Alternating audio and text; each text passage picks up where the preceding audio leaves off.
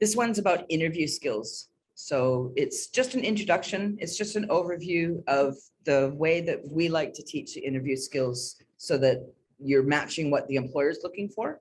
Because a lot of times what will happen is you go into an interview, they ask you a question, you answer it without any substance, without any story, without any sort of background to why you're answering it the way you're answering it. And what the employer is actually looking for is the substance. They want to know who they're hiring. They want to know the human being that's going to turn up for the job when they're doing the interview, be it over the phone or in front of you. So this is just an example of some of the questions that you might get along the way. Let's see if I can do this backwards. So why do you want a job? That's in general, that one would be goal oriented, you know? Why do you want a job? Well, what do you want to do with your life? What's your purpose in life? What things matter to you? Why do you want this job? So that's more specific to the actual role you're going for. So that could have different answers depending on whether it's one of the willing to or one of the love to or like to, right? What can you tell me about the position you're applying for? What do you think that that question is trying to find out? But why would they want to know that? What are they trying to find out if you did or didn't do? Like actually read the job requirements are tasks. Yep. Researched it. Yeah, done some research, done a little bit of background, because a lot of employers right now, what they're getting is people on Centrelink who have to tick boxes and they're applying en masse for just whatever. Seek, yep, first 10 jobs, there's my 10, right?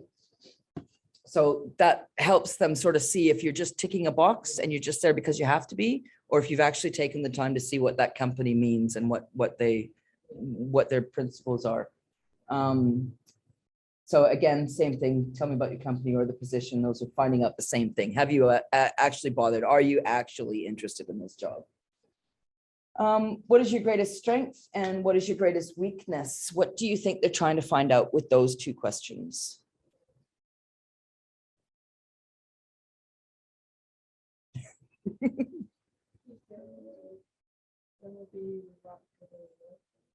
Yep.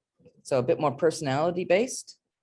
Because if they had someone, let's say the strength was admin, just to throw something in there. And everybody who came into that multifaceted business had a strength in admin, what would the problem be? You'd be missing all the people to do the jobs to give the admin something to do, right? Or if you had someone whose strength was being a people person and getting along with everybody, but what if everybody in that place was that? Yeah, these are personality based. How do you answer it? How do you back yourself? The question we're going to work with is that weaknesses one, because it's a really good general example of how to answer a question that the interviewer is answering in a way that what they're looking for. Yeah. So can I just ask you, yeah. That was your greatest strength and greatest role, and then you mentioned admin. Yep. Is that actually an answer you give, or it's just what rolled off the top of my head? Do they want more? I've not done many interviews, and I'm sorry about it. Interviews, I already know it. But that you're in the right place. Yeah, I'll just be so nervous. I'll just be so annoying. No, it's a good pickup. It probably wasn't the best thing to roll off of my tongue as an example. They're looking personality. Yeah. So what is your strength? My strength is that I've got a good attention to detail. Okay. What is your strength? My strength is that I show up on time and that I'm reliable. Or my strength is that I'm a problem solver and I can see things that are doing, or I'm a proactive worker. Okay. The weakness one is an interesting one because, you know, how are you going to present what your weakness? So we'll have some fun with that one because it's a fun one to do. That's the one we'll actually work with. And what else have we got? Why should I hire you instead of all the applicants? That one's definitely a potential question that you get asked. Yep. So what thing are they going to learn about you with that one? Well, I feel like they might get a confidence you are. Confidence. Yeah. Yeah, because how you approach that question is definitely going to give them a measure of whether you back yourself Yeah. or whether you don't. What else have we got? What are your goals over the next 3 years? So they're trying to think, are you just there for $1 and you're going to be gone in 5 minutes? Or do you have actually something that you're working towards and you're going to stick with this because it has some, so even working in the kitchen in Optus, if you have a clear link that you're going to get all this experience and in front of people and connections and confidence building that is going to help you be a zookeeper later in charge, then you kind of more willing to show up for work. Yeah. But would you Yeah. on that? Because at the same time, what I sort of thought is like, you can't really tell them like, well, yeah, as soon as this other thing comes along, see you later. Like, Yep. You know what I mean? Yep. So one example might be my interviewing for this job here. Because it is very closely linked, I could take this job and then go and pilfer you guys into my own Yeah. program, right? So there is that, you know, well, you want to do something with your life. That's what I'm doing. Why would I hire you? You might end up being my competition. Yeah. But do you guys see how much value I am to him because I'm so passionate about what I'm doing? He knows I'm going to turn up. He knows. Yep. So when I'm in the interview with that one, I had to sell it in a way that didn't say I'm going to be out of here in 3 years. So my goal in 3 years is I would like to buy a house to be able to have, you know, the security of not going through this rental fiasco every 1 to 3 years, having, especially right now, I've just been through it. Right. So, yeah. And then would you also like to say, maybe mention like, and hopefully one day, on the that is the job example, like make it look like maybe your ego is to like work in Zoo or something, but then sort of pretend or maybe like that. It's not me saying, yeah, well, one day I want to be a facility manager somewhere else, then you sort of say, maybe be a facility manager here. Yeah. But then at the same time, I get what you're saying, because then if you're saying that to the actual facility manager, it's going to be on the Yep. So let's actually have a play with that one since it's what's come up. Okay. So I'll do it on here. Again, we're breaking things down into a what do you call it? A format, right? Which is the STAR format in this sense. You'll run into this. You might see a STAR format with different letters to a different thing. It's just the acronyms make it easier to remember things.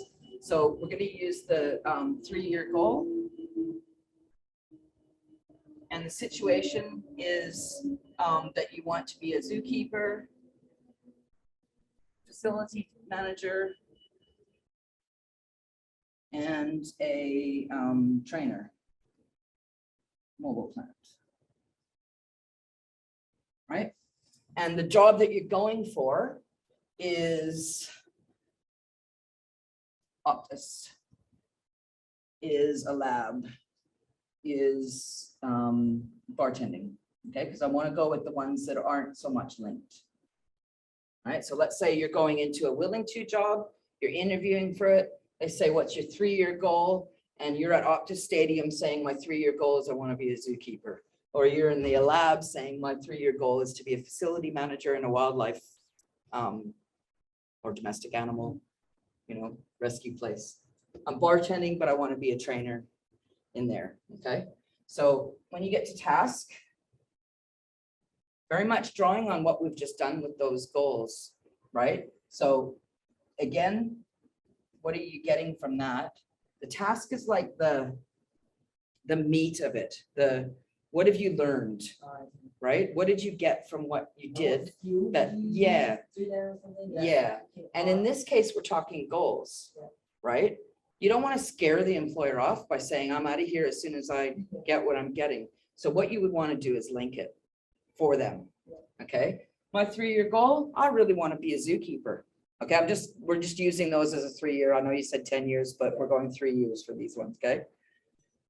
I want to be a zookeeper, facility manager, training mobile plant. While I'm working at Optus, while I'm here working in Optus for the next 3 years, I'm going to learn everything that I need to know to be able to step into that role.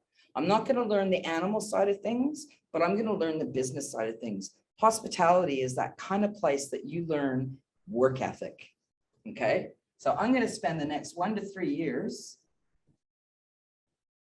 getting a really solid work ethic, learning how to deal with people, and how to show up. Because that's, at the end of the day, that's the biggest problem that employers have right now, is the showing up part. 10 people apply, 0 show up. 10 people interview, 2 get through, none show up. That's what's going on. So the big problem for employers right now is the show up. Even after they've said, oh, you got the job. Yeah, Oh, wow. I didn't yeah, realize 5 that. of you got the job, show up Monday, don't show. Right? So the task in this situation with the 3-year goal is about convincing them why they don't want to get you on and you're gone in 5 months, 3 months, 2 months. They want you to stay. So you would sell that in, I have these goals.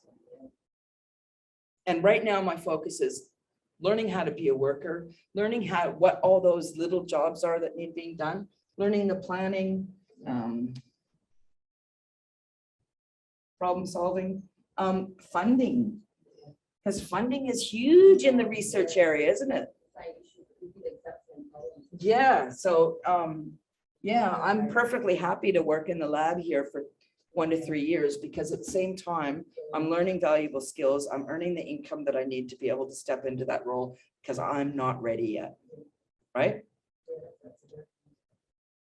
And people skills, multitasking, connections, right? Tori? Because that's really what you're going to be getting out of that. And you say to them, I want to be a training, I want to be doing that, but right now I need to get my confidence, and bartending is going to give you that confidence. Have you ever seen a meek little bartender? Oh, what would you like? You know, they're not there the next time you come to work. Next time you go to that bar, like, come out of the toilet, they're gone, right? Because you can't do that job without learning confidence. So, and connecting with people and all that. So I'm going to add confidence to that one, and I'm going to add confidence to that one. Okay, so then we move to action. So these things here are, we're like getting, this isn't the answer you're going to give yet. It's forming the answer. It's the meat that you're going to make into the answer. So what is your 3-year goal, right? These things are really, really important in being the zookeeper. I'm going to bring my leadership skills, learn confidence, to be confident, and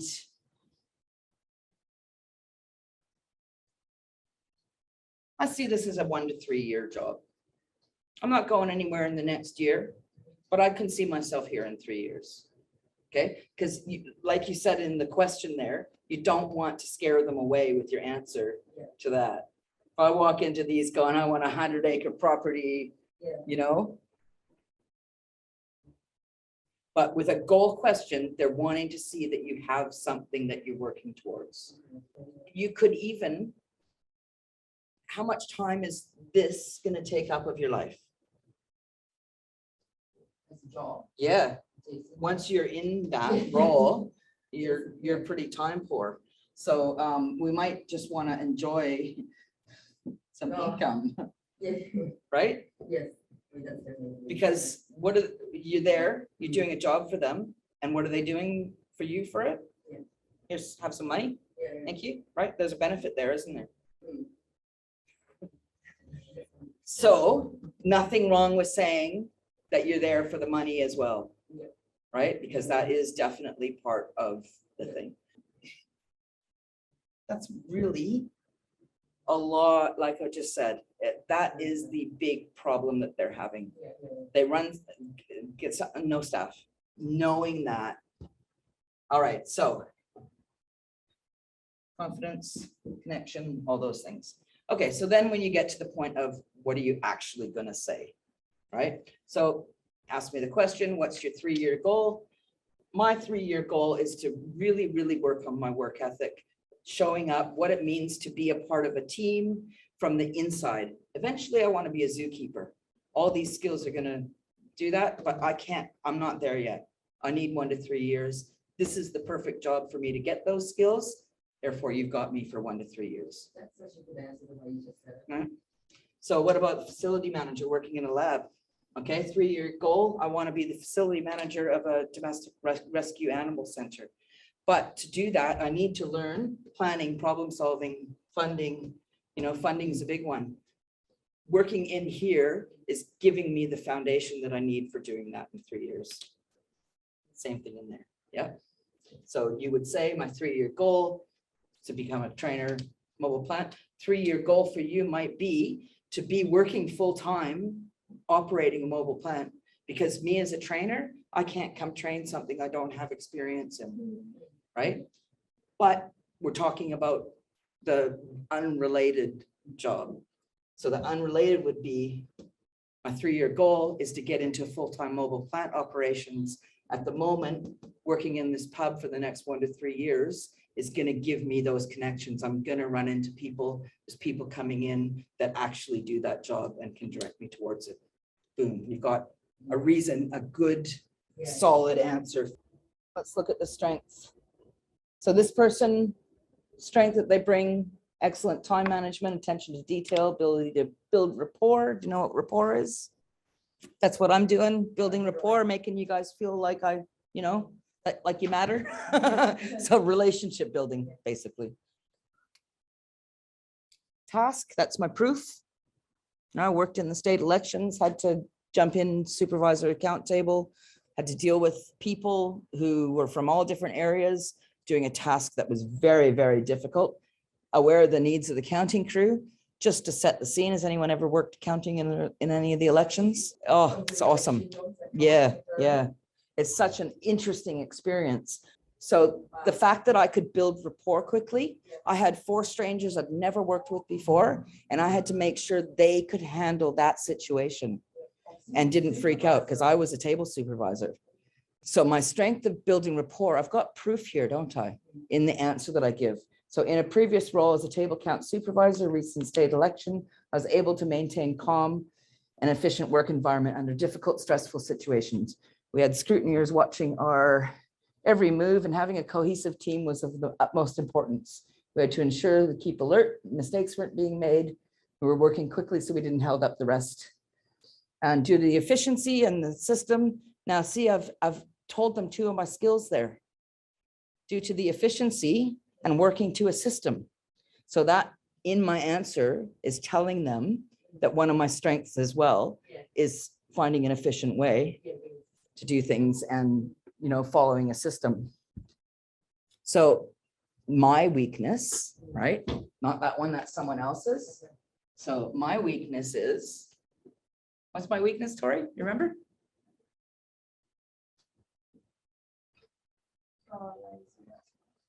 Okay, I'm one of the most lazy people that you will ever meet. I said before, bring on COVID. I'm happy to stay in my room.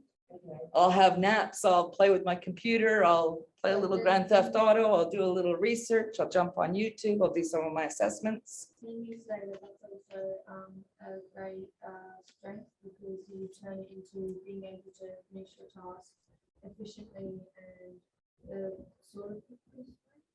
Yep, exactly. Oh, like you mean like because you're lazy, you're trying to find the best way to do it the quickest way and all that. Okay. That's a cool skin. That as your weakness. Yeah, that's the point, Yeah. right?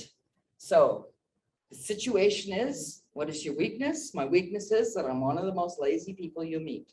Now, to give this answer, you need to actually be able to own it. Yeah. I can own this, but unless you can own it, you wouldn't give this answer. Okay? Yeah, you absolutely need to make sure that you can spin it. Okay? So mine is that I'm lazy. And what that means is I'm always looking for the fastest way to a result.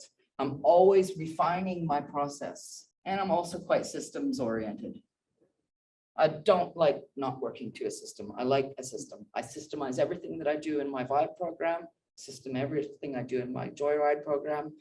As soon as I finish delivering it, I go back and check over it. see what worked, see what didn't work, decide what I want to do next time and adjust my process.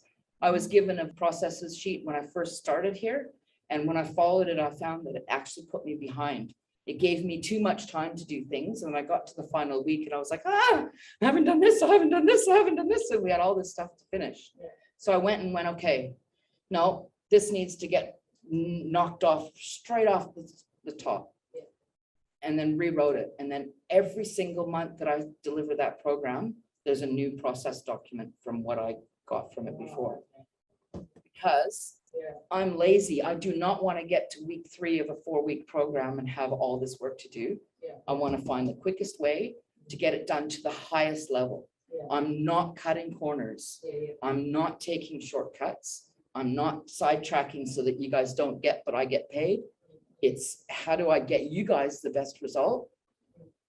The quickest way. It means that I'm always finding better ways. And what's one other thing that this might say that I've got to offer?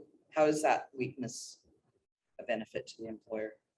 It's something that most employees would actually really value, which is obviously someone that's going to be efficient or help with their systems or protocols or whatever, like just help them run better and become even more efficient. Yeah. Problem solving systems.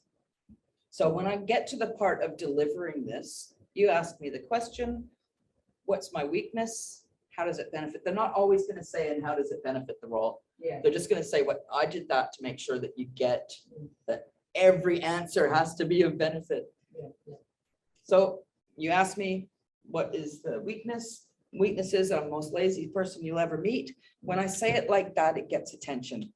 If you've been interviewing 20 people and they've gone, oh, my weaknesses, I don't show up on time, and that's the end of it, or my weaknesses, or my Well, you say weaknesses. perfection, right? Like, I mean, and that's like a smart one, but I feel like Yeah. now I've heard that so many people say, well, one of my weaknesses is that I'm such a perfectionist. But as a benefit, you as the employer know that things are going to get done with me on your team. Yeah. So yeah, it's a weakness because I take responsibility of too many tasks, Yeah. but at the end of the day, it's a benefit to the employer. Yeah. Now, you can take another step out. The employer needs to mitigate that. Because just because I'm the person that can't say no or takes too much responsibility doesn't mean that it should always be my job. You're going to burn out that person, right? But that's not what the question is. The question is just, what's your biggest weakness? So I would be answering it in that way, that it really sells the fact that having me as the lazy person on your team is an absolute benefit because I'm always finding the best way to do things. I'm always in my head refining things. I hate backtracking. If you're going to give me a job that has backtracking in it, I'm not going to be okay. And you're not going to be okay because I'm always going to be going, oi, this could be done better. Okay, so one other point that I want to make is that all of these, every time you get this question, whatever you choose, every time you get that question, you answer the same. Okay? So now the caveat to that is your goals might change a bit over time. Your job specific answer might change a little bit, but at the essence, what you want is to pick your story for each question and stick with it. And then what I recommend you do is go, especially with these ones here, when was the time? When did you have a situation that you can frame into a question? And then all you do is get better at telling that story every time. What you need to do is work out what story you're going to tell. How do you deal with conflict? I was working in the gym. There was a girl who didn't like the fact that I would come into work and just get things done. So I'd show up for my shift at 6 a.m. We'd have a list of 10 things that need to do on the shift. And I would just get into work and start knocking off the things for the shift. She'd come in at 8:30. All the jobs on the list are done. So what does that mean for her? She's a gym instructor. She can go and talk to customers. She can go and build relationships. She can go and find something else to clean. It's a gym. There's always something, right? But the problem was she felt that I was actually trying to show her up. She felt like I was actually trying to make her look bad. So we got called into the office to sit down and have a meeting with the manager. Why is that? Because she didn't play with him. Yeah. So the conflict at work was the staff member who had a problem with me being an efficient worker, right? Had to just deal with it, sat down in the office with the managers, explain my side, explain their side. But I also saw her point a little bit Well, because what's her actual complaint? Sorry, I'm that I was just get, yeah, it was real, it was really weird. Literally was just, she's doing all the work and leaving nothing for me to do. But there's always something to do. That's your you problem, not a me problem. But how I resolved it was I recognized where my part in it was, and that maybe some of the interpersonal relationship was actually on me. And it wasn't just about me just doing the job. So as a result, I took on board that. I never made friends with her. I never, she's not on my friends list. We don't keep contact with each other outside of work. But as a result, the relationship just kind of, okay, that's where you're coming from. That's where I'm coming from. Let's just work together. Okay, so every single time I get that question in an interview, that same answer is what comes out. Okay. And all I do is get better at delivering it each time. Sometimes it comes out great. Sometimes it comes out blah, blah. Sometimes it's too short, not usually. Most times it's too long. And what I do is go, okay, what did I do well? I flub how I delivered that. The other thing with it is always use a real situation. Because do you have any doubt that that happened? No. Okay, either of those stories, do you have any doubt? Were any of you there? No? Was anyone there that can confirm whether that's how it played out or not? Yep, and it's believable because it's real. Those situations happened. If I tried to tell you something that wasn't real, you'd feel it. You'd be like, oh, something's just not quite right there. So if I tried to make something up to get the right answer in there, it just wouldn't work. Right? There would be that mismatch. So yeah, just the biggest advice with that is just go through and choose your story. Is that cool? So if I asked you what your weakness is, what would you say? So the weakness is too quiet. Now, task-wise, first of all, how is it good that you're a bit quiet? What else does it mean that you're too quiet? In a good way. How is it good? Focus. Okay, so the weakness is I'm a bit quiet. It's good because it means that I've got good listening skills. I'm actually taking in what you're saying along the way. Focus on the task. Because we're talking about the Optus job, right? So if you're in there interviewing for the Optus job, and they say to you, what's your weakness? And you say, your weakness is that I'm a little bit quiet. But what that means is I'm actually paying a lot of time listening. I can focus on the task you give me. And I know that it's a weakness of mine. So I'm actually working in this kitchen to work on, let's say, improving confidence and ability to speak up. Because I can tell you right away, working in a kitchen is going to push those skills, right? So if you approach this question in this context, my weakness is that I'm a bit quiet. It's good for you because I'm listening when you're training me. I'm paying attention to what's going on and I'm able to focus on a task. And I also recognize that it's an area that I need to improve on. I'm working in this kitchen. I'd like to work in this kitchen because I know that I'm going to be able to improve that area of confidence, right? That area of being able to speak up. You can't be quiet in the kitchen. You have to step out of that in the kitchen. It will force you to, because if you're just quiet, you'll end up doing all the work. Everyone, oh, this guy's not going to say anything. Just here you go, you do this, you do this. You'll come to a point where it'll be like, oi, enough. No, I've been here long enough now. I know what needs to be done. You who've never worked here before, don't know what to do in a kitchen.